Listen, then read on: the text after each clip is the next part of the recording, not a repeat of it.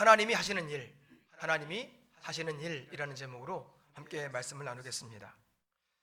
저희 큰애가 초등학교 고학년일 때 가정 예배를 드렸습니다. 그날 설교의 주제는 고난이었습니다. 예배를 마치면서 오늘 예배를 통해서 어떤 은혜를 받았는지, 어떤 것을 깨달았는지 서로의 그 소회를 나누는 시간을 가졌습니다. 그런데 큰애가 저에게 다시 질문합니다. 그런데 고난이 뭐야? 살면서 한 번도 고난을 안 당해봐서 고난의 뜻을 모르는 것입니다. 저도 생각을 설명하기가 참 어려웠습니다. 그래서 살면서 어려운 일을 당하는 거야 라고 했더니 대답하는데, 그러면 숙제 안 해서 선생님한테 혼나는 거야? 그러는 거예요. 그래서 제가 그래서 그건 네가 잘못한 거고 하면서 예배를 마쳤습니다. 그렇게 넘어갔는데 나중에 알고 보니까요, 그것도 역시 고난에 해당한다는 것을 성경을 읽으면서 알게 되었습니다. 베드로전서 2장 19절과 20절에 베드로는 사람이 당하는 고난을 세 가지로 나눠놨습니다. 먼저는 부당하게 당하는 고난, 그리고 죄가 있어서 당하는 고난, 마지막으로 선을 행하다가 당하는 고난, 이렇게 세 가지로 구분해 놨습니다. 그러면 이 세 가지의 고난 중에서 예수님께서 당하신 고난은 어디에 해당할까요? 예수님께서 당하신 고난은 선을 행하다가 당하신 고난에 해당할 것 같습니다. 왜냐하면 죄 없는 하나님의 아들이 죄인들을 구원하시기 위해서 십자가를 지시며 고난을 당하셨기 때문입니다. 그런데 오늘 말씀에는 또 다른 이유의 고난이 등장합니다. 오늘 말씀을 통하여서 그 또 다른 유형의 고난이 무엇인지 은혜를 나누겠습니다. 첫 번째로, 인과응보가 아니라 하나님이 하시는 일입니다. 어린아이들과 같이 있으면요, 대화가 끊어지지 않습니다. 왜냐하면 이것저것 궁금한 게 너무 많아서 여러 가지로 질문하기 때문입니다. 아이들의 질문을 들으면 어떤 때는요, 야, 어떻게 이런 생각을 하지? 하고 놀랄 때가 있습니다. 그런데 보통의 경우에는 그냥 자기 수준의 질문을 합니다. 오늘 말씀에 나오는 제자들도 예수님께 자기 수준에 딱 맞는 질문을 했습니다. 날 때부터 앞을 보지 못한 사람을 보면서 예수님께 질문합니다. 오늘 말씀 2절입니다. 제자들이 물어 이르되, 라삐여, 이 사람이 맹인으로 난 것이 누구의 죄로 인함이니이까? 자기니까 그의 부모니이까? 지금 제자들은요, 이 사람이 태어날 때부터 앞을 보지 못한 이유가 인과응보 때문이라고 생각했던 것입니다. 인과응보는 행위의 선악에 대한 결과를 나중에 받게 된다 하는 뜻으로 우리들도 많이 사용하는 개념입니다. 무슨 일을 하다가 어려운 일을 당하거나 일이 잘 안 될 때, 내가 죄가 많아서 또는 내가 무슨 죄를 지어서 이런 일을 당하나 하는 말을 합니다. 오늘 말씀에 나오는 제자들도요, 그렇게 생각했던 것입니다. 뿐만 아니라 이 사람들은요, 나의 문제가 아니라 남의 문제까지도 이렇게 생각했습니다. 다른 사람의 고통에 대해서도 너에게 문제가 있으니까 이런 일을 당하는 거야, 네가 괜히 눈을 못 떴겠니? 하면서 그를 몰아가는 것입니다. 왜 이 사람들은 이 사람에게 원인을 찾으려고 했을까요? 제자들이 이 사람의 눈 뜨지 못한 그 원인을 찾으려고 했던 이유가 두 가지가 있습니다. 먼저는 그 당시 유대인들에게는 태어나기 전에 짓는 죄가 있다고 믿었습니다. 창세기 25장 21절과 22절에 이런 구절이 있습니다.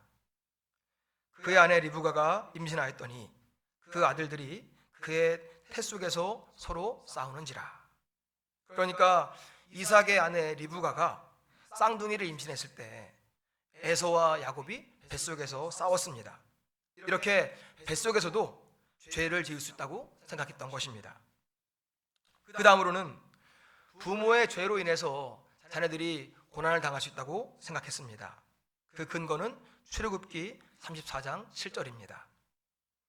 인자를 1000대까지 베풀며 악과 과실과 죄를 용서하리라. 그러나 벌을 면제하지는 아니하고 아버지의 악행을 자손 3, 4대까지 보응하리라. 아버지의 죄 때문에 자손들이 벌을 받을 수 있다고 생각했습니다. 이런 두 가지의 근거를 가지고 제자들이 예수님께 질문했던 것입니다. 그런데 예수님은요, 그런데 이것은 이 당시의 사람들이나 이 제자들만 그랬던 것이 아닙니다. 요즘에 우리들도 사람들이 어려운 일을 당하면 그 사람을 불쌍히 여기거나 도와주는 것이 아니라 누구 때문에, 무엇 때문에 그 원인을 찾으려고 합니다. 불쌍히 여기는 척하면서 그저 입방안만 찌는 것입니다. 어떤 때는요, 너무 알려고 하지 말고 약간의 무관심이 더 큰 배려가 될 수 있음을 기억하시기를 바랍니다. 제자들의 이런 질문에 대해서 예수님이 말씀하십니다. 오늘 말씀 3절입니다. 같이 읽어볼까요? 시작. 예수께서 대답하시되 이 사람이나 그 부모의 죄로 인한 것이 아니라 그에게서 하나님이 하시는 일을 나타내고자 하심이라. 아멘. 이 앞을 못 보는 사람은 조금 전까지만 해도 자신이나 또는 조상의 죄 때문에 어려움을 당한다고 의심받던 사람이었습니다. 그런데 예수님은 전혀 다른 말씀하십니다. 그에게서 하나님의 일이 나타날 것이다. 예수님의 이 말씀은요, 사람 중심이 아니라 하나님 중심입니다. 이 사람을 통해서 하나님께서 앞으로 하실 일을 보았습니다. 그리고 미래지향적입니다. 이 사람의 과거에 지은 죄, 이 사람의 부모가 과거에 지은 죄, 그래서 과거에 매이지 않았습니다. 앞으로 하나님께서 하실 일을 바라보았습니다. 그리고 소망적입니다. 그 누구의 탓도 아니고 하나님께서 이루실 일들을 기대하고 소망하게 했던 것입니다. 예수님은 현재의 고통과 고난을 과거의 죄와 벌로 연결시키지 않으셨습니다.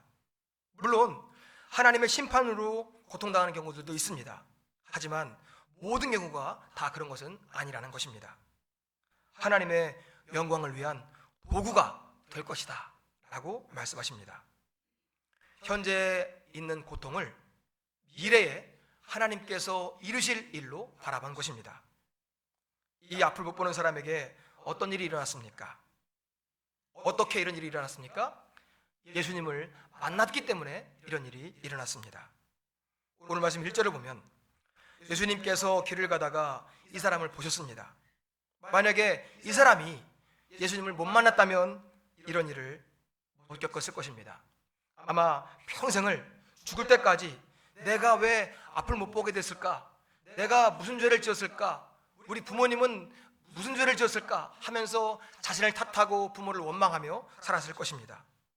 그런데 예수님을 만나고 났더니 그 이유가 달라지게 된 것입니다. 그러므로 사랑하는 성도 여러분, 예수님을 만나야 합니다. 특별히 고통과 고난 가운데 있을 때 예수님을 만나야 합니다. 그래야 새로운 눈을 뜰 수가 있기 때문입니다. 죄 때문에 앞을 못 본다고 의심받던 이 사람이 하나님의 영광을 위한 삶의 목적을 찾게 된 것입니다. 앞을 못 보는 이유, 건강하지 못한 이유, 어려운 가정에서 태어난 이유, 이런 것들이 누구 때문에 아니라 무엇 때문에가 아니라 하나님께서 그 이유를 아시고 하나님께서 그를 통해서 영광을 받게 된다는 것을 말씀해 준 것입니다. 우리가 어려운 일을 당하는 이유가 누구의 죄 때문에 하나님께서 정죄하시고 우리를 버리신 것이 아니라 하나님의 일을 이루시기 위한 과정임을 기억하시고 삶의 목적을 품으시기를 바랍니다. 사랑하는 성도 여러분, 오늘 우리가 이번 주간에 암송할 말씀은 3절 말씀입니다. 3절을 다시 한번 읽어보겠습니다. 시작. 예수께서 대답하시되 이 사람이나 그 부모의 죄로 인한 것이 아니라 그에게서 하나님이 하시는 일을 나타내고자 하심이라. 아멘. 하나님께서 나를 통해서 하실 일이 있다는 것을 기억하시기를 바랍니다. 두 번째로 낮에 해야 하는 일입니다. 오늘 말씀 4절입니다. 때가 아직 낮음에 나를 보내신 이의 일을 우리가 하여야 하리라. 밤이 오리니 그때는 아무도 일할 수 없느니라. 예수님은 지금이 낮이라고 말씀하십니다. 이 낮은요, 시간적인 개념이 아닙니다. 오늘 말씀 5절입니다. 같이 읽어볼까요? 5절 시작. 내가 세상에 있는 동안에는 세상의 빛이로라. 그러니까 시간적인 낮이 아니라 빛 되신 예수님이 세상에 계신 때가 바로 낮이다 하는 것입니다. 빛 되신 예수님께서 계실 때 나를 보내신 이의 일, 그러니까 하나님의 일을 해야 한다는 것입니다. 여기서 또 중요한 단어가 바로 우리입니다. 하나님과 함께 있는 우리가 함께 그 일을 감당하는 동역자됨을 믿으시기 바랍니다. 사랑하는 성도 여러분, 우리가 예수님과 함께 있는 동안에 우리를 동역자로 불러주셨음을 믿으시기 바랍니다. 그러면 하나님의 일이 무엇입니까? 이 사람의 눈을 뜨게 해서 어둠 가운데 있던 사람을 빛으로 끌고 오는 것입니다. 그 일을 어떻게 이루셨습니까? 오늘 말씀 6절과 7절입니다. 같이 씁니다. 시작. 이 말씀을 하시고 땅에 침을 뱉어 진흙을 이겨 그의 눈에 바르시고 이르시되 실로암 못에 가서 씻으라 하시니, 실로암은 번역하면 보냄을 받았다는 뜻이라. 이에 가서 씻고 밝은 눈으로 왔더라. 우리가 잘 아는 것처럼 예수님은 말씀만으로도 이 사람의 눈을 뜨게 하실 수 있습니다. 그런데 왜 진흙과 침을 이겨서 눈에 바르셨을까요? 이 사람이 눈을 씻은 곳의 이름은 실로암이었습니다. 실로암, 오늘 말씀에 나온 것처럼 그 뜻은 보냄을 받았다 하는 뜻입니다. 예수님께서 하나님으로부터 보냄 받은 것처럼 예수님은 이 사람을 보내셨습니다. 실로암으로 보냄 받을 때에 순종했더니 눈을 뜰 수가 있었던 것입니다. 이것이 바로 순종의 결과입니다. 순종할 때 예수님의 표적을 볼 수가 있습니다. 생각해 보시기 바랍니다. 앞을 보지 못하는 사람의 실로암에 가서 씻으라 했을 때 이 사람이 순종합니다. 그런데 앞을 보지 못하는 사람이 물 있는 곳에 간다는 것이 얼마나 두렵고 위험한 일입니까? 그러나 이 사람은 기꺼이 순종했습니다. 신앙은요, 말씀대로 했더니 말씀이 이루어지네 하는 것을 경험하는 것입니다. 말씀대로 하면 말씀이 이루어지는 것, 그것이 우리가 경험되는 것, 그것이 바로 신앙의 힘인 줄로 믿습니다. 낮은 빛 되신 예수님이 계신 때가 바로 낮입니다. 낮에 우리가 해야 할 일은 예수님과 함께 하나님의 일을 해야 합니다. 하나님의 일이 무엇입니까? 누가복음 4장 18절 같이 읽겠습니다. 시작. 주의 성령이 내게 임하셨으니 이는 가난한 자에게 복음을 전하게 하시려고 내게 기름을 부으시고 나를 보내사 포로된 자에게 자유를, 눈먼 자에게 다시 보게 함을 전파하며 눌린 자를 자유롭게 하고 라고 말씀했습니다. 지난번에 금요일날 장대비 선교사님께서 하셨던 말씀입니다. 복음을 전하고 자유를 선포하고 눈먼 자를 눈뜨게 하고 눌린 자를 자유롭게 하는 것, 이 일을 이루기 위해서는, 우리가 그 일을 감당하기 위해서는 우리들도 예수님을 믿어야 합니다. 요한복음 9장에 보면은요, 온통 이 맹인이었던 사람이 눈뜬 사건을 기록하고 있습니다. 그런데 18절을 보니까요, 유대인들이 그 맹인으로 있다가 보게 된 것을 믿지 아니하고 그 부모를 불러 묻되라고 했습니다. 온 동네가 다 떠들썩하게 그 사건을 믿고 있는데도 아직도 혼자 믿지 않는 사람이 있다는 것입니다. 이런 사람은 낮에 빛에 속할 수가 없습니다.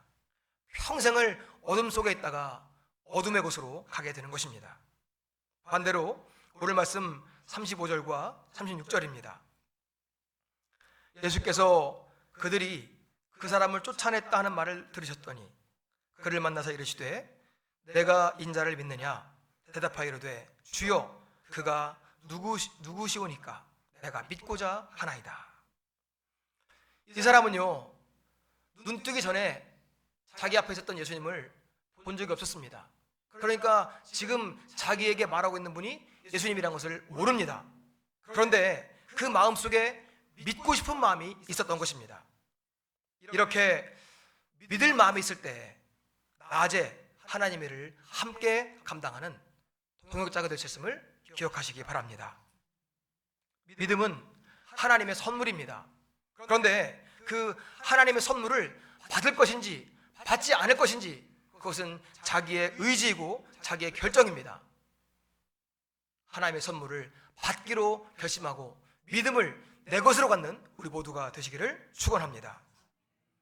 믿음이 없으면요, 눈은 떠 있지만, 육신의 눈은 떠 있지만 영의 눈은 감겨 있는 것입니다.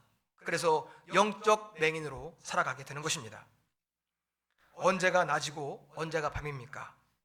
빛 대신 예수님께서 함께 하시면 낮이고 예수님께서 떨어졌으면 밤이 되는 것입니다. 그러므로 우리가 지금 예수님과 함께 있다면 지금이 낮인 것을 기억하셔서 예수님과 함께 나를 보내신 하나님의 일을 감당하시기 바랍니다. 예수님을 믿고 그 말씀에 순종해서 눈을 뜨게 됐던 그 사람처럼 나도 빛 가운데에서 다른 사람들에게 소망을 주고 생명을 주는 예수님의 동역자로서 살아갈 수 있기를 축원합니다. 세 번째로, 내가 할 수 있는 일입니다. 그러면 나는 무엇을 할 수 있을까요? 오늘 말씀 25절입니다. 25절 가셨습니다. 시작. 대답하되 그가 죄인인지 내가 알지 못하나 한 가지 아는 것은 내가 맹인으로 있다가 지금 보는 그것이니이다. 내가 할 수 있는 일, 내가 아는 한 가지를 말하는 것입니다. 이 사람은 꾸준히 예수님을 통해서 눈을 뜨게 된 것을 말씀합니다. 9절에서도 내가 그라 하고 말했고 11절과 12절에서는 그 과정을 자세하게 말합니다. 15절에서도 또 17절에서도 계속해서 자기의 경험을 얘기했고 예수님을 선지자로 고백했습니다. 그러자 18절에서 유대인들이 그 말을 믿지 못하자 했던 말이 바로 25절이었습니다. 예수님이 죄인인지 아닌지 나는 모르겠고 확실한 것은 내가 지금 보고 있다는 것이다 하고 말씀합니다. 이 사람은 예수님에 대한 생각이 세 단계로 발전하고 있습니다. 먼저는 예수님을 향해서 그냥 대단한 사람이라고 했습니다. 오늘 말씀 11절입니다. 11절 같이 씁니다. 시작.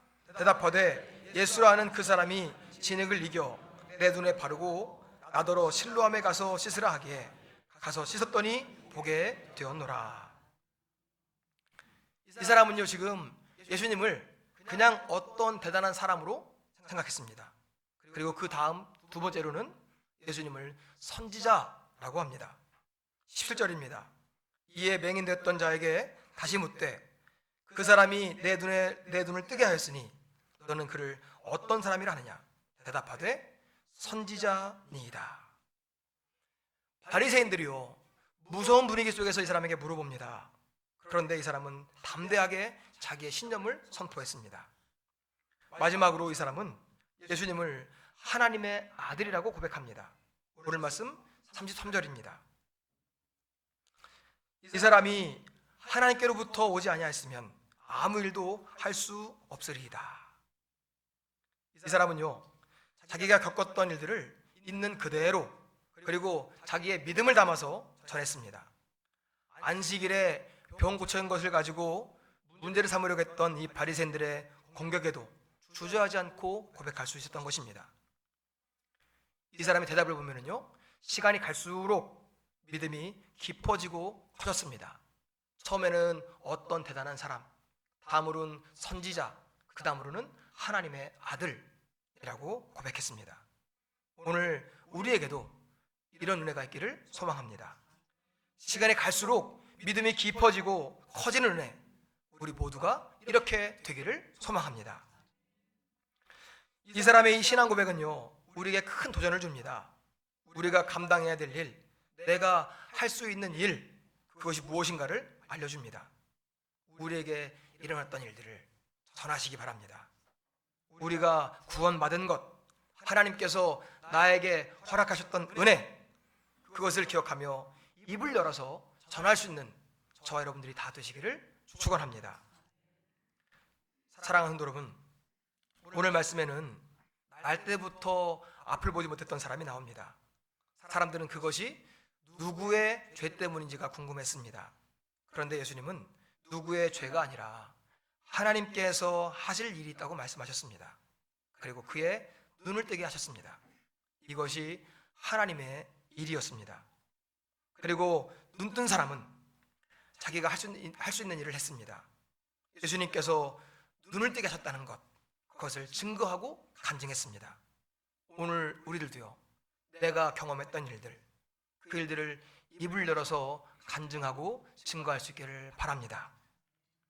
예수님은 우리와 함께 하시며 우리에게 나아질 허락해 주셨습니다. 그리고 우리를 동역자라고 불러주며 함께 일하시기를 원하십니다. 나에게 허락된 시간에 나에게 일어난 하나님의 일을 간증하고 증거하는 우리 모두가 되실 줄로 믿습니다.